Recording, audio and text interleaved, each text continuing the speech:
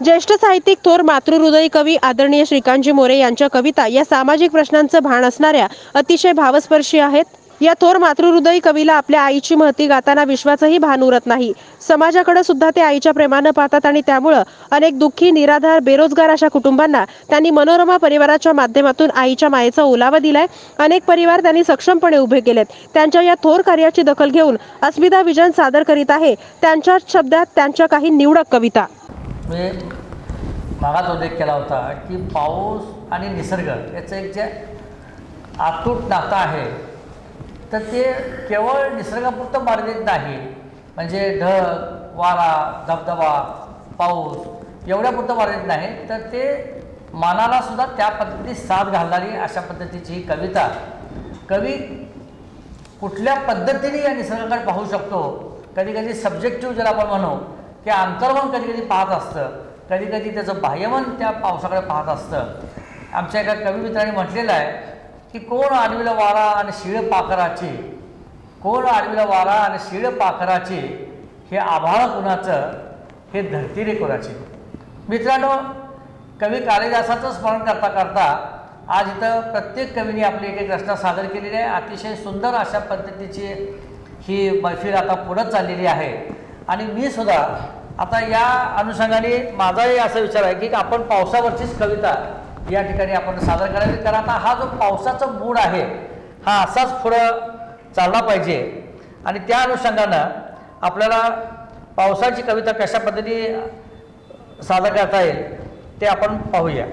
पावसाच्या धारांना सारेच कसे भुलतात, पावसाच्या धारांना सारेच कसे भुलतात, पावसाच्या संगीताला सारेच कसे डुलतात. पावसाच्या धारांना सारेच कसे भुलतात, पावसाच्या संगीताला सारेच कसे डुलतात. रिमझिम बरसताना उल्हासते मन, रिमझिम बरसताना उल्हासते मन, मुसळधार कोसळताना धुंद होते तन्मन. रिमझिम बरसताना उल्हासते मन, मुसळधार कोसळताना धुंद होते तन्मन.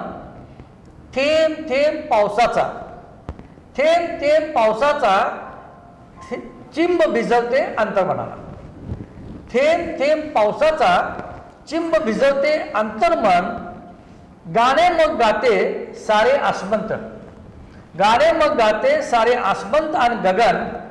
पावसाच्या धारांना सारेच कसे बोलतात, पावसाच्या धारांना सारेच कसे बोलतात, पावसाच्या संगीताला सारेच कसे डुलतात.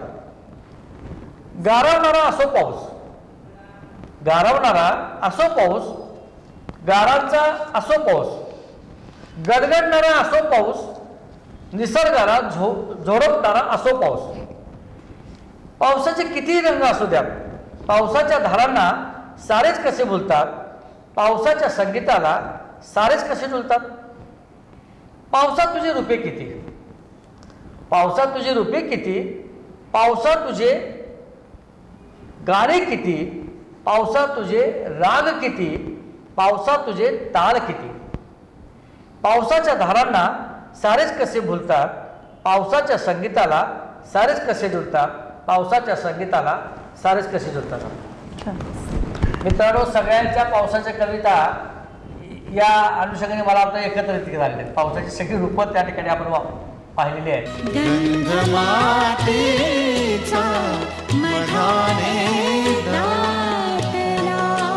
गंध मातीचा या काव्य मैफिलीत पुन्हा एकदा रसिक प्रेक्षकासमोर या ठिकाणी आम्ही येत आहोत.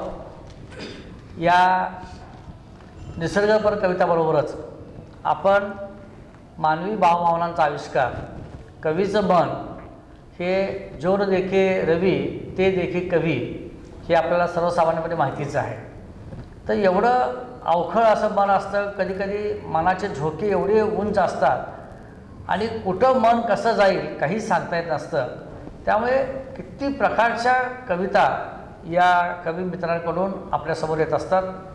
आता पुन्हा एकदा या ठिकाणी एक कविता शब्दांच्या माध्यमातून आपण भावनांना कसा साथ घालतो. मी काही जगावेगळं केलं नाही, शब्दांना नवा अर्थही दिला नाही. मी काही जगावेगळं केलं नाही, शब्दांना नवा अर्थही दिला नाही. मनाचे समाजाशी नाते जोडले, मनाचे समाजाशी नाते जोडले, हृदय भावनांनी भरले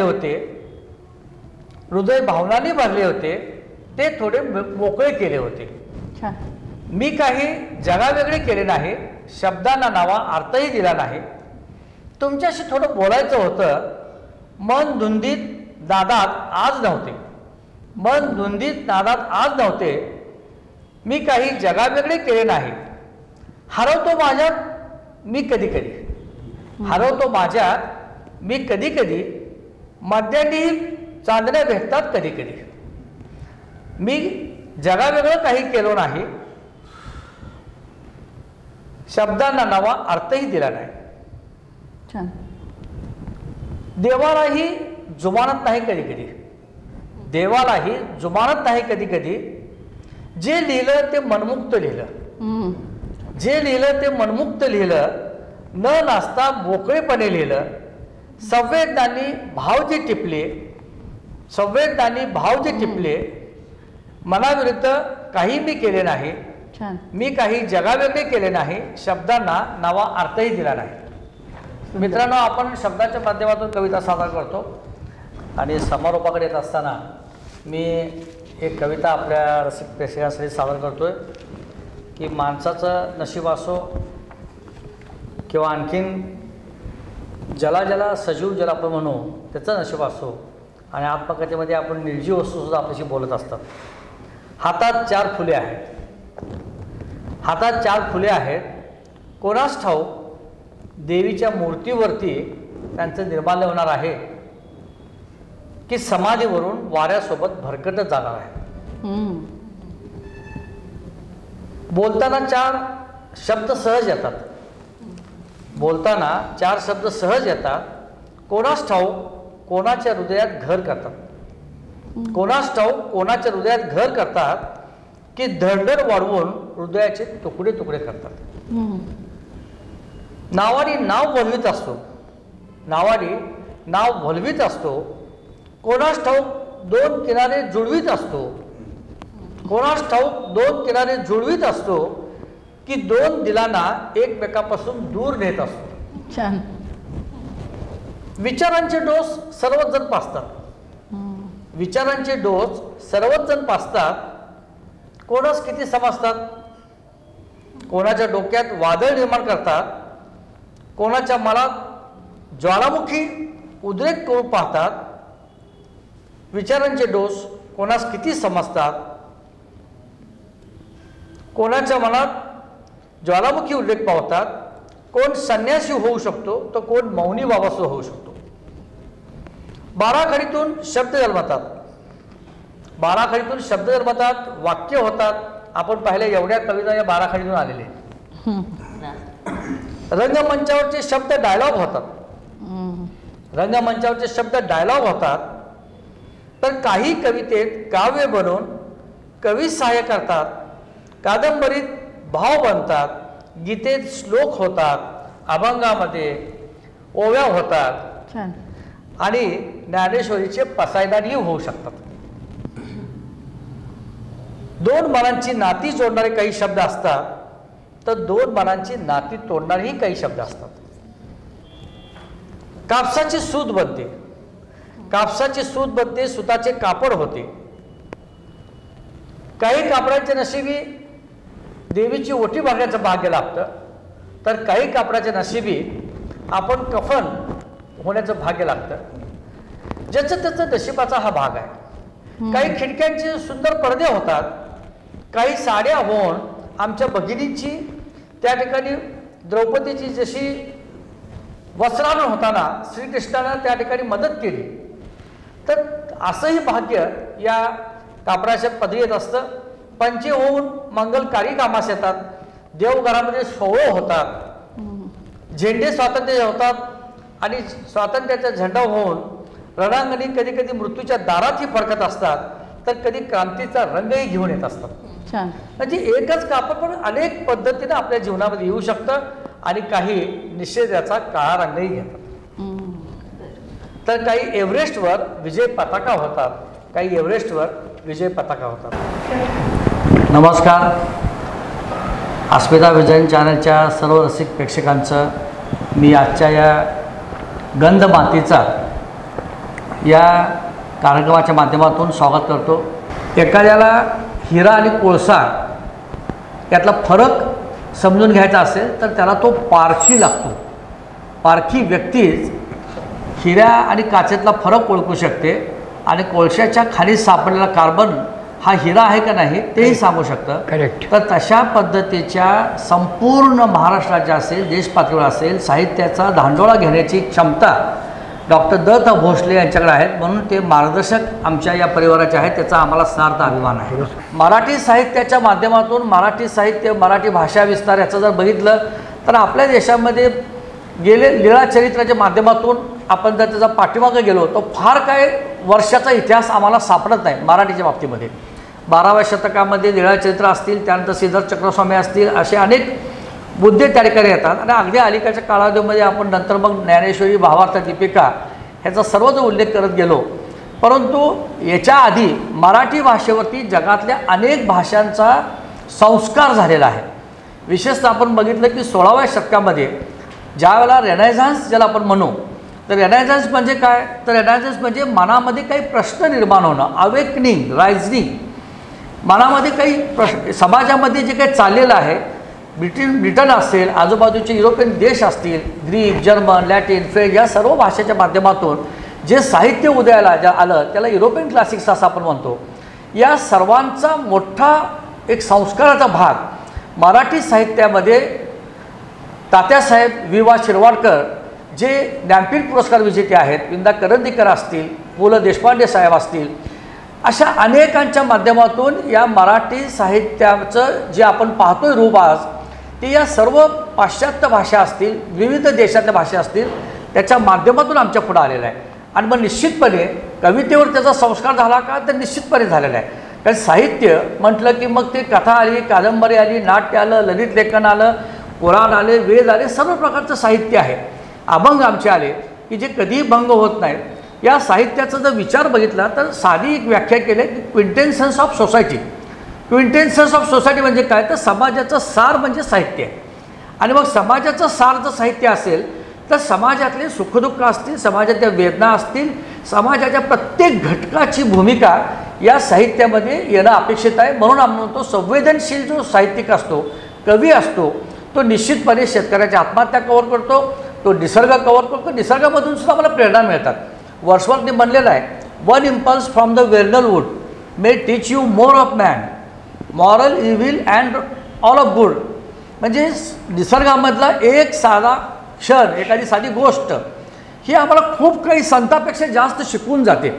आणि म्हणून निसर्गाची काव्य वर्सवर्थ असतील, बायरन, शेली, केट्स, प्रेमकाव्य यांनी अनेक प्रकारच्या माध्यमातून निर्माण केली. आणि त्याचा परिणाम मराठीमध्ये सुद्धा आम्हाला अलीकडे 20व्या शतकापर्यंत टी.एस. इलियटच्या माध्यमातून जाणवतो. आणि साहित्याच्या अनुषंगाने आपण जो या ठिकाणी सुरुवात केलेली आहे अस्मिता विजयनची, याचा उल्लेख एवढ्यासाठीच मी करतोय की ही साहित्य परंपरा मराठीची जी आहे आजकाल प्रगत होत चाललेली आहे. नवीन नवीन तरुणी जे आहेत तर त्यांना त्यांचं साहित्य समाजापर्यंत पोचावं असं वाटतं. तर पोचण्यासाठी अस्मिता विजन हे एक अत्यंत महत्त्वाचं चॅनल यूट्यूबच्या माध्यमातून घरोघरी जाणार आहे. मला खात्री आहे की या प्रसारमाध्यमाच्या माध्यमातून अनेक तरुण कवी जे असतील की जे अतिशय तळमळीने या क्षेत्रामध्ये काम करत आहेत, साहित्याची त्यांना निश्चितपणे एक पाठीवर थाप त्याला मिळाली पाहिजे, या भूमिकेतून आम्ही कार्यक्रम घेतला. या कार्यक्रमासाठी महाराष्ट्र साहित्य परिषद आमची जी पुण्याची शाखा आहे, त्याचप्रमाणे सोलापूरची शाखा आहे आणि इतर अनेक मित्रांचं सहकार्य आम्हाला लाभणार आहे. त्यांनी सुद्धा आम्हाला कवींची नावं द्यावीत. त्या कवीच्या नावाच्या माध्यमातून ग्रामीण भागातल्या कवींनी सुद्धा हा फोरम आपण उपलब्ध करून देऊया. मी जाता जाता एवढंच सांगेन की मला वि.वा. शिरवाडकरची ओळी आठवतात की गंध मातीचा, म्हणजे वि.वा. शिरवाडकर असं एका म्हणलेलं आहे की मी फुलांचा गंध वेडा, वेड ज्याचे त्या कळे, गळून गेल्या पाकळ्यांची ना कधी होती फुले.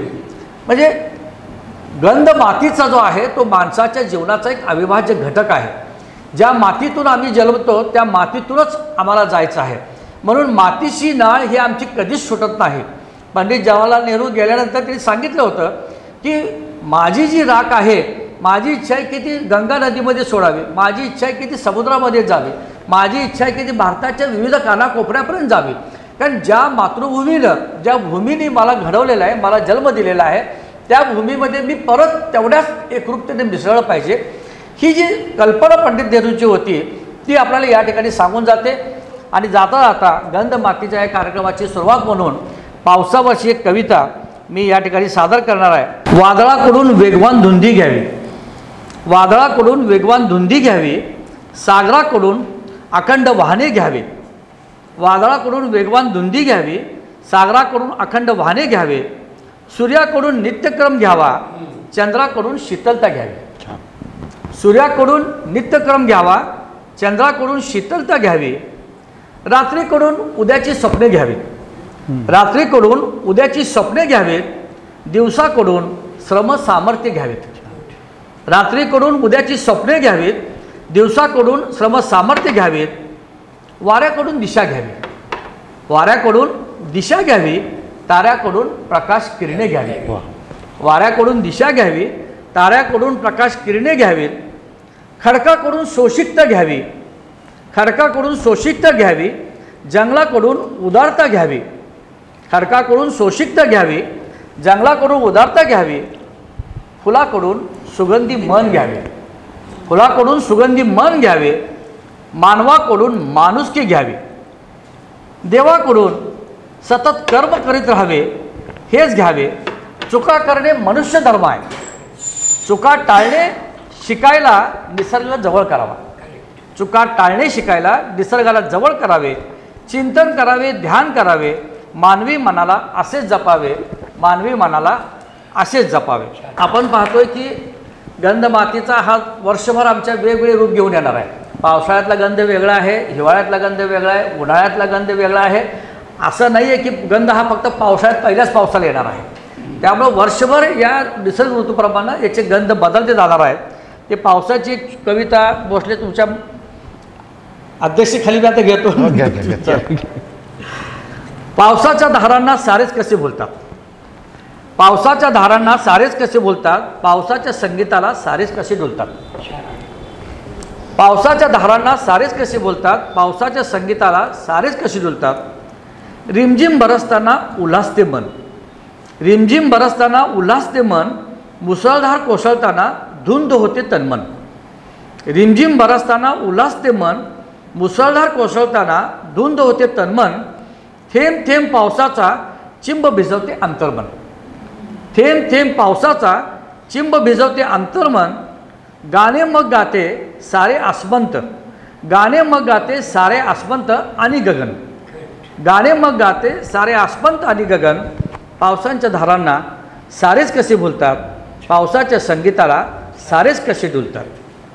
गारवणारा असो पाऊस, गारवणारा असो पाऊस, गारांचा असो पाऊस, गडगडणारा असो पाऊस, निसर्गाला झोडपणारा असो तो पाऊस. पावसांच्या धारांना सारेच कसे बोलतात, पावसाच्या संगीताला सारेच कसे डुलतात. पावसा तुझी रूपे किती, पावसा तुझी रूपे किती, पावसा तुझे गाणे किती, पावसा तुझे राग किती. विविध रागात हा पाऊस गातो. पावसा तुझे ताल किती.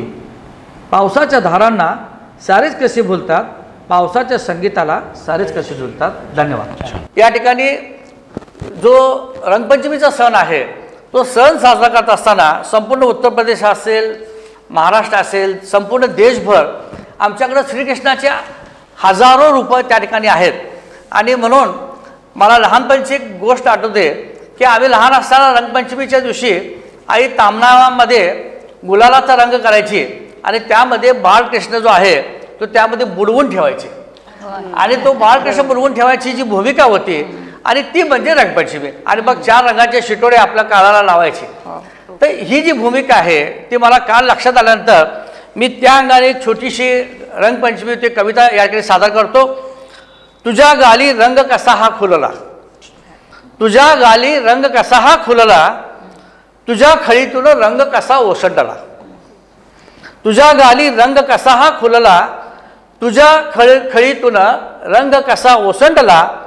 नजरेमध्ये इंद्रधनुकी खुलला, नजरेमध्ये इंद्रधनुकी खुलला, आसमंत नवरंगाने फुलला. चला रंगपंचमी खेळूया, कन्हैयाला रंगात चिंब भिजवूया. चला रंगपंचमी खेळूया, कन्हैयाला रंगात चिंब भिजवूया. अंतरंगाचा भावरंग नजरेतून वाहतो आहे. अंतरंगाचा भावरंग नजरेतून वाहतो आहे. गडद रंग भावभावनांचा, गडद रंग भावभावनांचा रंगवणार मी आहे. फुलपाखरांचे रंग घेऊन मी आज आलो आहे. फुलपाखरांचे रंग घेऊन मी आज आलो आहे. तुझ्या गाली अलगद रंग देणार आहे. चला रंगपंचमी खेळूया, कन्हैयाला रंगात चिंब भिजवूया. कन्हैयाला रंगात चिंब भिजवूया. मी या ठिकाणी जी कविता सादर करतो ही कालच लिहिलेली आहे. तुझ्या रूपाचे नवरंग पाहता, तुझ्या रूपाचे नवरंग पाहता अंतर्मन रंगून की गेले आता. तुझ्या रूपाचे नवरंग पाहता अंतर्मन रंगून की गेले आता. तुला भेटण्याचे नित्य नवे बहाणे, रंगपंचमीला आज गाऊ नवे गाणे. तुझ्या रूपाचे नवरंग पाहता अंतर्मन रंगून की गेले आता. तुला भेटण्याचे नित्य नवे बहाणे, रंगपंचमीला आज गाऊ नवे गाणे. रंगमंचावर एकलाच मी आहे, रंगमंचावर एकलाच मी आहे. हे संपूर्ण विश्व हे आपलं एक रंगमंच आहे. रंगमंचावर एकलाच मी आहे, आज बरसना सके नवरंग होऊन. रंगमंचावर एकलाच मी आहे, आज बरसना सके नवरंग होऊन. मन तुझे गालावर आले आहे, मन तुझे गालावर आले आहे. रंगपंचमीला आज गाऊ नवे गाणे, रंगपंचमीला आज गाऊ नवे गाणे. तुझ्या रंगसुगंधाने भारलो मी आहे, तुझ्या रंगसुगंधाने भारलो मी आहे. नसनसातून रंगीला सुगंध मी धुंदीत आहे. नसनसातून रंगीला सुगंध मी धुंदीत आहे. सुगंधी आसमंत रंगला आहे, सुगंधी आसमंत रंगला आहे. रंगपंचमीला आज गाऊ नवे गाणे, रंगपंचमीला आज गाऊ नवे गाणे. साहित्य अंगणात एक साजरी तुळस,